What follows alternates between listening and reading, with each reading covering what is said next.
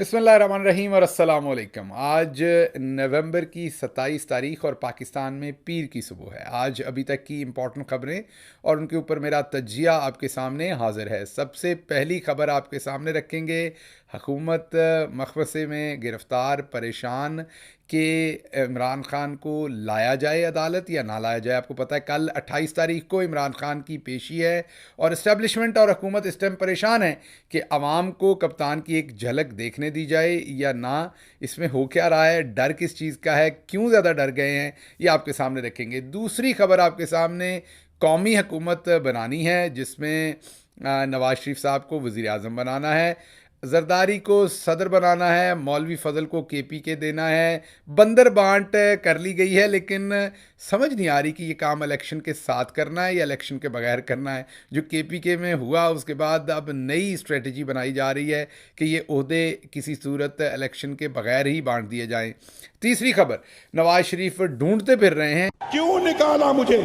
वजह के मुझे क्यों निकाला, और मैं पहली दफ़ा ये मानूंगा कि वो जायज़ सवाल पूछ रहे हैं। उनका सवाल दुरुस्त है, क्यों दुरुस्त है वो आपके सामने रखूंगा। उनका गिला भी जायज़ है कि मुझे क्यों निकाला। मुझे पहली दफ़ा उनसे अग्री करना पड़ेगा कि उनका गिला बिल्कुल जायज़ है कि भाई मुझे क्यों निकाला, उसकी उन्हें वजह समझ नहीं आ रही और दुरुस्त गिला है उनका। पूरी तफसील में ये बताऊंगा क्यों दुरुस्त गिला है उनका।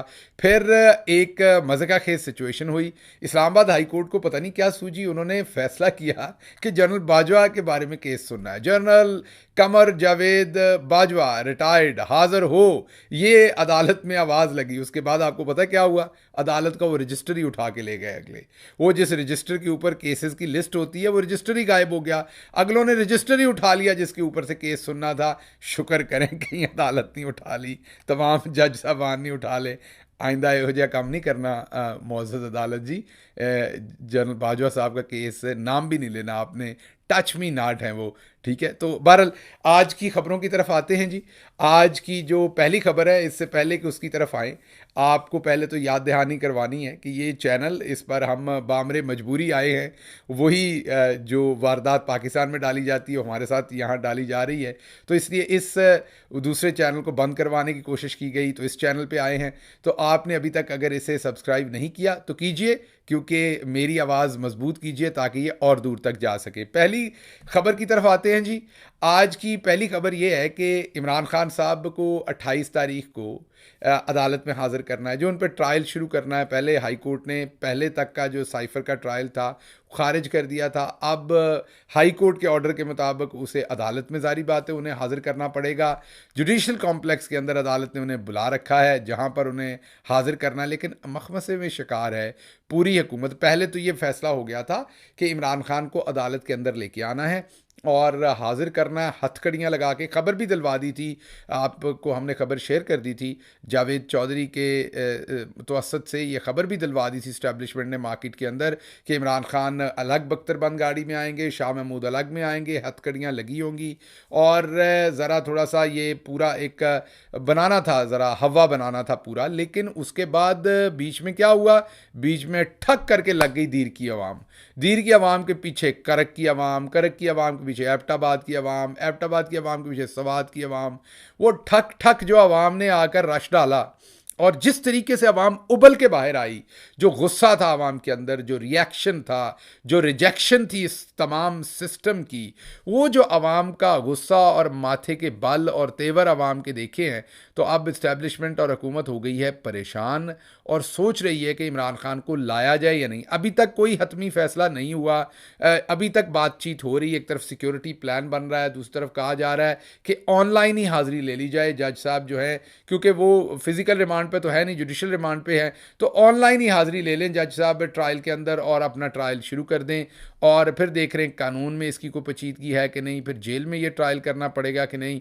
तो अब बड़े मखमसे है। मैं आपको एक चीज़ सुनवाता हूँ, वो आप ज़रा सुनिए। मोहम्मद मालिक साहब ने जियो टीवी के ऊपर बातचीत करते हुए क्या कहा है, ये ज़रा सुनिए। लेकिन अगर ऐसा होता है, उनको जुडिशल कॉम्प्लेक्स लाए जाते हैं तो उनके वकला करें कि बड़ी तादाद में लोग इस्तकबाल करेंगे। आपको लगता है कि तहरीक इंसाफ के लिए ये कोई टर्निंग पॉइंट हो सकता है बिफोर इलेक्शंस? मेरी इतला ये है कि गवर्नमेंट नहीं ला रही उनको जुडिशल कॉम्प्लेक्स। ओके, तो मतलब किस्सा ही खत्म है, मतलब ट्रायल जेल में ही होगा फिर? उन्होंने कहा जी ट्रायल भी जेल में होगा, फैसला भी वहीं पे होगा और इलेक्शन भी पोलिंग बूथ में नहीं होगा, कहीं और होगा। कोई कोई पावर शो वगैरह का मतलब चांस नहीं दिया जाएगा जब इमरान खान जेल पहुंचे, इमरान खान जब अदालत पहुंचे? आज तक का फैसला यही है कि we will not bring him. तो आपने सुना मोहम्मद मालिक साहब ने बताया है कि अभी तक का फैसला ये है, मेरी खबर भी यही है कि अभी तक का फैसला ये कि इमरान खान की झलक नहीं देखने देनी। अगर झलक देख ली तो बगैर झलक देखे हुए लोग और लोगों के जज्बात छलक उठे हैं। तो अगर झलक देख ली तो कहीं सब कुछ छलकने की बजाय मुद्दा ही ना मार दे अवाम पूरी की पूरी, तो मुद्दा होता है उल्टा ना मार दे। तो इसलिए जो इस टाइम एस्टेब्लिशमेंट है और इस टाइम जो लोग बैठे हुए हैं वो बहुत ज़्यादा परेशान हैं कि इमरान खान को लाना है कि नहीं। हतमी फैसला हमें पता चला तो हम आपसे शेयर करेंगे, और हतमी फैसला होता ही तब है जब किसी के दिमाग में क्लैरिटी हो। तो मालिक साहब की बात बिल्कुल ठीक है, अभी तक का फैसला है कि नहीं लाना, हमारी इन्फॉर्मेशन भी यही है। और अगर फैसला चेंज हुआ तो आपके सामने रखेंगे, और फैसला बदलने वाला कोई और नहीं, कसूर आप लोगों का है। एक और कसूर है आप लोगों का, वो अगली खबर है, उसमें चलते हैं। अगली खबर ये है कि जी प्लान तो ये किया गया था कि इलेक्शन करवाना है, पीटीआई को कंबल कोट चाड़नी है। वसतुल्लाह साहब का कॉलम भी है बीबीसी के ऊपर कंबल कोट के बारे में। या कंबल कोट का मतलब होता है किसी के ऊपर कपड़ा डाल के मारना शुरू कर दो, ये भी ना पता चले कितने बंदे मार रहे हैं, क्यों मार रहे हैं, कब तक मारना है, किधर किधर से मार पड़ रही है। तो बेतुकी मार जो है वो उसका मतलब कंबल कोट होता है। तो कंबल कुटाई उर्दू में आप कह दें उसे।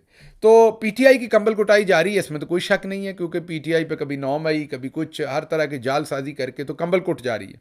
तो पहले ये प्लान था और जो बड़े बड़े मुफक्किरीन थे उनको ये बताया गया था कि कंबल कोट डालेंगे, इलेक्शन के करीब जाके पीटीआई को इलेक्शन लड़ने का इजाज़त दे देंगे, क्योंकि फिर इलेक्शन में से पीटीआई को 25-30 सीटें देंगे, नवाज शरीफ साहब को 80-90 देंगे, कोई 60-70-50 सीटें, 50-60 सीटें पीपल्स पार्टी को देंगे, कोई 10-20 मौलवी फजल को देंगे, कोई एमक्यूएम को देंगे, और ये एक मतंजन पकाएंगे और इससे हुकूमत बनाएंगे। और पीटीआई के उन लोगों को इलेक्शन, ये भी आपको बताऊं, अंदर की ये थी कि पीटीआई के उन लोगों को इलेक्शन जीतने देंगे, लड़ने और जीतने देंगे ओपनली, जो कंप्रोमाइज्ड होंगे।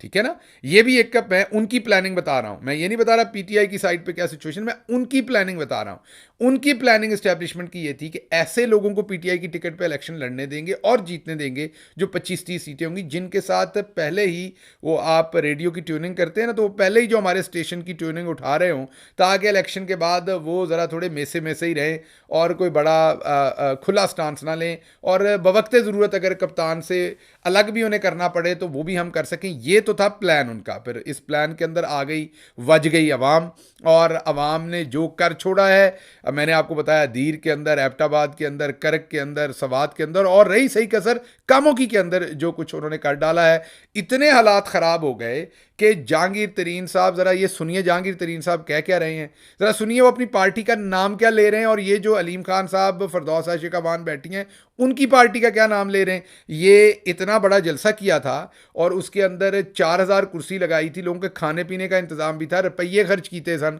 पब्लिक आई नहीं, तो जहांगीर तरीन साहब के आसान खता हो गए। सुनिए क्या कह रहे हैं वो। राना नज़ीर साहब, अलीम खान साहब, डॉक्टर फिरदौस आशिका बान, उमैर और पाकिस्तान तहरीक इंसाफ के जो रहनुमा यहाँ बैठे हैं, और सबसे ज़्यादा कामोगी का अवाम और राना नज़ीर से मोहब्बत करने वाले लोग, अस्सलाम वालेकुम।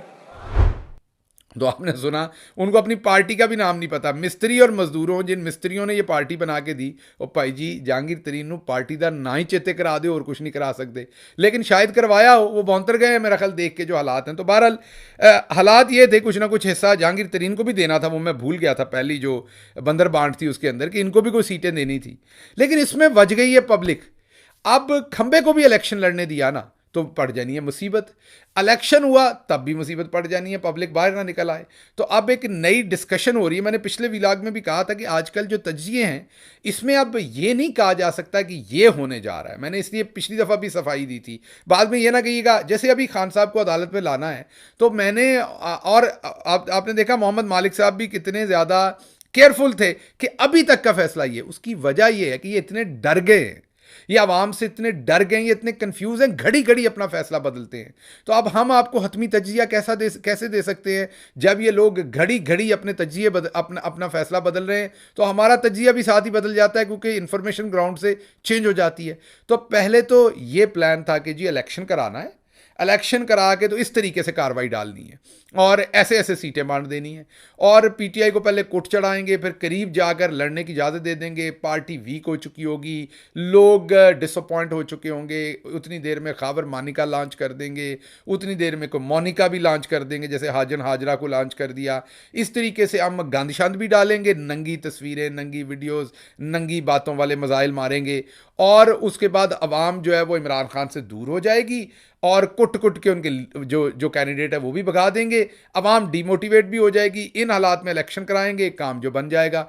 उसके बाद अवाम ने उतार लिया सियासी छितर और आजकल जो बड़े ताकतवर बने हुए हैं वो किसी निजी महफिल में नहीं बता सकते कि हम कौन हैं, पब्लिक में जाके नहीं बता सकते, उनके ख़ानदान नहीं बता सकते कि हम कौन हैं। मार मार सियासी छितर अवाम ने जो है वो बुरकस निकाल दिया है।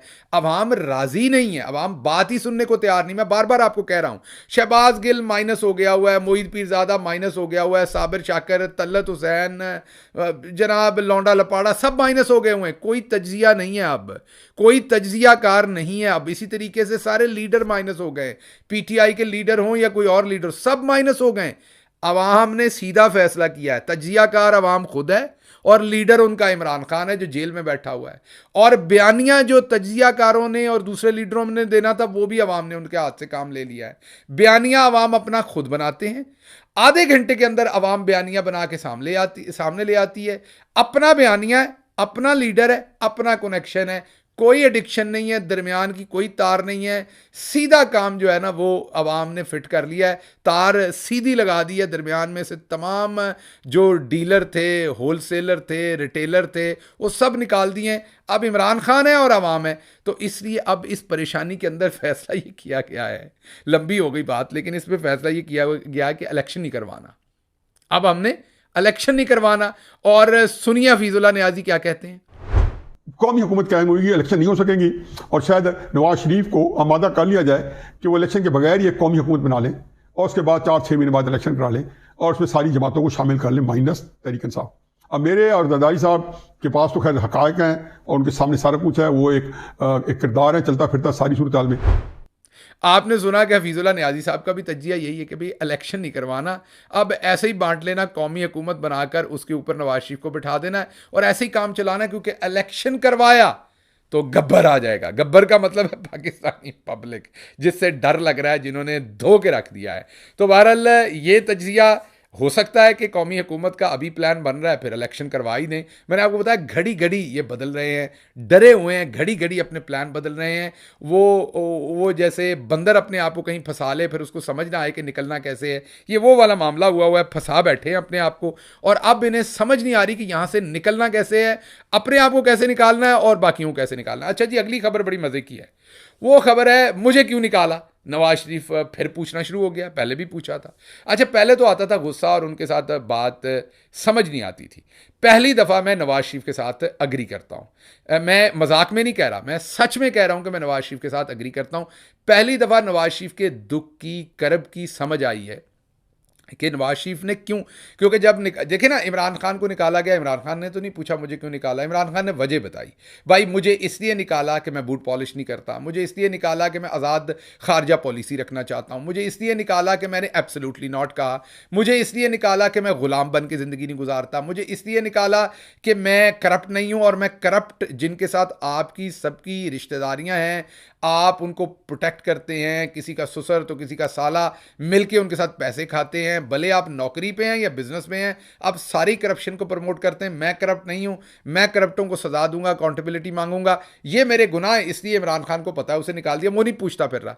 नवाज शरीफ दुरुस्त कह रहा है, वो कह रहा है कि हजूर आपके बूट भी मैं पॉलिश करूं, आप जो मुझे कहें, जहां लेटने को कहें मैं लेट जाऊं, जहां खड़े होने को कहें मैं खड़ा हो जाऊं।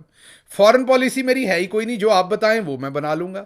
अगर मैंने किसी बाहर के बंदे के साथ मिलकर कोई छोटी मोटी शरारत किया, मेरे कान शान पे मारते हैं, मैं उसके बाद माफ़ी शाफ़ी मांग लेता हूं, काम फिर सीधा कर लेता हूं। रही बात सबसे बड़ा मसला इस मुल्क के अंदर जो इमरान खान ने बनाया हुआ है, करप्शन, वो ना आपका मसला है ना मेरा मसला है। मतलब जनरल बाजवा साहब भी राज्य के करप्ट निकले और आपको सामने नवाज शरीफ भी राज्य के करप्ट हैं, तो वो अब पूछते फिर रहे हैं कि करप्शन में भी मैं, आप तो छोटी छोटी दुकानों के साथ मिलकर आपने करप्शन की, किसी को आपने वजीर आला बनवाना था पंजाब का तो आपने वहां को मामला बनाया, और आपने क्या बनाया जनरल बाजवा साहब, ये नूरानी साहब क्या स्टोरी लेके आए, 12 अरब सिर्फ 12 अरब। आपने 12, 15, 20, 25, 30 पता नहीं कितने अरब बनाए होंगे, आपने सिर्फ इतना बनाया। नवाज शरीफ ने कहा मैं तो अंदाता हूं इस खेल का, ये आप छोटे छोटे रिटेलर से काम चला रहे थे, मैं तो होलसेलर था। तो भाई करप्शन आपकी वजह नहीं थी, बूट मैं पॉलिश करता था, खारजा पॉलिसी का मेरा कोई आजाद का चक्कर नहीं था, तो मुझे क्यों निकाला है? क्यों निकाला मुझे? सही कह रहा है नवाज शरीफ, खुदा की कसम सही कह रहा है। वो सही सवाल पूछ रहा है कि मैं और आप ऐसे फिट हैं, ऐसे एक दूसरे के अंदर फिट होते हैं जैसे टिच बटना दी जोड़ी। हम तो मैनू रब ने बनाया तेरे ਲਈ, मैं अजला तो जागीर तेरी।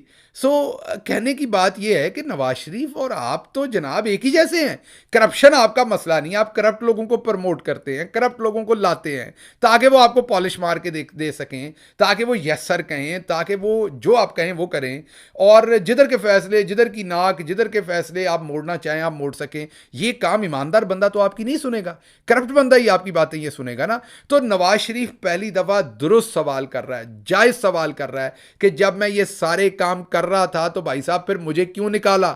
तो मैं बता तो नहीं सकता ये हतमी तौर पर कि बाजवा साहब ने ये क्यों किया उस टाइम, लेकिन मैं आपको ये बता सकता हूँ कि मेरा ख्याल है कि नवाज शरीफ साहब थोड़ी ज़्यादा तनख्वाह ले रहे थे और बाजवा साहब उसमें से भी हिस्सा चाह रहे थे। तनख्वाह का मतलब जो सरकार उनका सियासी असर और सूख और फैल उसमें से भी ले रहे थे। तो उन्होंने कहा कि जैसे हम सबको लाते हैं ऐसे हम, इमरान खान इस टाइम पॉपुलर है, ला तो हम उसे नहीं सकते। मैंने तफसील में बताया हुआ है कि इमरान खान को ये लाए नहीं, बल्कि इमरान खान आ रहा था तो बस के ऊपर चढ़ गए ये भी। तो उन्होंने कहा कि ऐसा करते हैं, शोर मचाते हैं कि इमरान खान को हम ला रहे हैं, हम ला रहे हैं, हम ला रहे हैं। आएगा तो वो खुद ही, उसकी अब पॉपुलैरिटी है, क्योंकि 8 से लेकर 13 तक लोग जरदारी साहब से तोबा तोबा कर गए थे, 13 से 17 तक नवाज शरीफ और उनकी हुकूमत से भी तोबा तोबा कर गए थे। चांस तो इमरान खान का ही था, तो साथ हम भी डगा लगा देते हैं कि हम ला रहे हैं और शोर मचा देते हैं और उस चक्कर में साथ मिल भी जाते हैं, इलेक्टेबल्स भी डाल देते हैं। तो उसके बाद इमरान खान को साइड पे कर लेंगे और हो सकता है इमरान खान भी बूट पॉलिश करने को तैयार हो जाए, हो सकता है इमरान खान भी करप्शन के लिए तैयार हो जाए, हो सकता है इमरान खान भी एब्सोल्युटली यस कहे हर बात पे, और अगर ना कहा तो जैसे हमने सबको साइड पे किया इमरान खान को भी कर देंगे। यहां हो गया काम खराब। एक तो इमरान खान ने पॉलिश मारने से इनकार कर दिया, करप्शन को एक्सेप्ट करने से इनकार कर दिया, ये सारे काम कर दिए। और दूसरा जो काम खराब हुआ वो ये हुआ कि इमरान खान को जब निकाला तो इमरान खान ने ये नहीं पूछा क्यों निकाला, उसने बताया पब्लिक को कि मुझे क्यों निकाला, और पब्लिक लित्तर लेके खड़ी हो गई साथ इमरान खान के जुड़ के कि भाई ये इस तरह तो नहीं हम निकालने देंगे अपने लीडर को। तो उनको याद आया यार ये हमने क्या कर दिया, तो हमने गलत किया था, नवाज शरीफ को तो निकालना नहीं चाहिए था। पॉलिश पुलिश वो मारता है, करप्ट वो है, सारे काम हमारे जो हमारे दिल की आरजुएं होती हैं वही पूरी करता है। तो ये जो हमें भी थोड़ा सा ख्याल था ना कि फलां करप्ट नहीं, फलां करप्शन को, जो इमरान खान से भी गलत कैलकुलेशन हुई कि यार हमारे इदारे करप्शन को तो कभी सपोर्ट नहीं करेंगे। तो वो नवाज शरीफ आज सही पूछ रहा है कि करप्शन आपका मसला नहीं है, करप्शन करने वाले आपको चाहिए तो मेरे से अच्छा कौन है। तो ये नवाज शरीफ साहब आप सही कह रहे हैं, आपके साथ ज्यादती हो गई थी और अब करने वालों ने करेक्ट कर दी है। तो अब आप मिलके काम डालें, पाकिस्तानी अवाम का क्या देखा जाएगा। अच्छा जी, आखिरी खबर आपके सामने आज रखते हैं, वो है कि पता नहीं क्यों हमारी अदालत को एकदम से कहां से ख्याल आ गया हंस सकता हूं, एक केस लगा दिया, आतिफ नामी शहरी ने केस किया हुआ था कि जी ये जो जनरल बाजवा साहब है ना, इनके जो इन्होंने मेहतला साहब एक हमारे बड़े ही इंटेलिजेंट सहाफ़ी हैं, शायद मेहतला बड़ा ज़बरदस्त सहाफ़ी है, इस्लामाबाद का, इंटेलिजेंट है बड़ा, और ख़बर को अंदर से निकाल के लाता है, शायद ये बात माननी पड़ेगी, और शायद बड़ा कंसिस्टेंट है। मैं ये भी आपको बताऊं कि मैं जब हुकूमत में था तो मैं शायद की जो क्वालिटीज़ थी उससे मैं इम्प्रेस था कि शायद जिस खबर के पीछे लगता है लगा रहता है।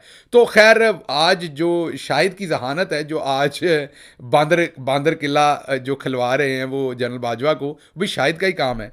तो शाहिद ने एक इंटरव्यू दे मारा जिसमें बाजवा साहब ने अपने बहुत सारे जराइम की कन्फेशन कर ली, उसके ऊपर एक शहरी आतिफ चला गया अदालत में। चले वो तो जो हुआ, अदालत को पता नहीं क्या सूझी, अदालत ने वो केस लगा दिया। अदालत ने कहा जनरल रिटायर्ड कमर जावेद बाजवा हाजिर हो, बस आवाज़ ही पई सी, फिर की होया, फिर बस फिर जनरल रिटायर्ड कमर बाजवा तो नहीं आया, कोई और अदालत आ गया, उन्होंने वो रजिस्टर ही उठा लिया। वो पुराने ज़माने में ना कुछ बदमाश ऐसे होते थे दुकान से उधार लेते थे और जब उधार नहीं देना होता था ना, तो वो उधार का खाता रजिस्टर पे लिखा होता था, रजिस्टर ही उठा के ले जाते थे। ना रजिस्टर हो, ना हिसाब हो, ना उधार वापस हो। तो बात ये है कि वो अगलों ने क्या किया, अगले आए और उन्होंने अदालत से वो लिस्ट ही उठा ली, रजिस्टर ही उठा लिया, काज लिस्ट जिसे कहते हैं। वो आप कहते हैं जी कंप्यूटर पे थी, इधर उधर थी, वो असली लिस्ट ही उठा के लेके, कंप्यूटर से तो डिलीट होनी थी, तो वो लिस्ट ही उठा के लेके। आप कई मजाक मुझे करेंगे, वो असल लिस्ट कहाँ होती है, कंप्यूटर में होती है। और भाई ये तो मेटाफोरिक बातें हैं ना, असल बात तो ये है कि वो लिस्ट ही उठा के ले गए। तो उन्होंने कहा कि लिस्ट ही उठा दी है तो केस कहाँ से सुनना है।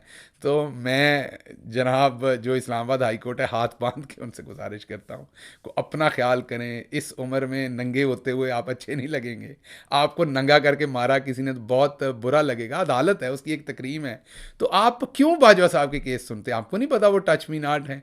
तो आइंदा आपने हरकत नहीं करनी। इस दफ़ा तो रजिस्टर उठाए, अगली दफ़ा अगले आप ही को तो उठा के ले जाएंगे। आप सोचें नंगी अदालत कितनी बुरी लगेगी। तो चलो बंदा तो नंगा हो, फिर भी आगे बाहर कोई ना कोई बात बताता है, तो अदालत नंगी कितनी बुरी लगेगी। तो आपने खामखा अदालत नंगी करवानी है, इसलिए मेहरबानी करें आइंदा बाजवा साहब के बारे में आपने केस नहीं लगाने, और इस तरह का आइंदा आपने जो है ना वो एडवेंचर करने की कोशिश नहीं करनी। इसके साथ ही इजाज़त दीजिए जी। अल्लाह आपका हामी नासिर हो। पाकिस्तान जिंदाबाद।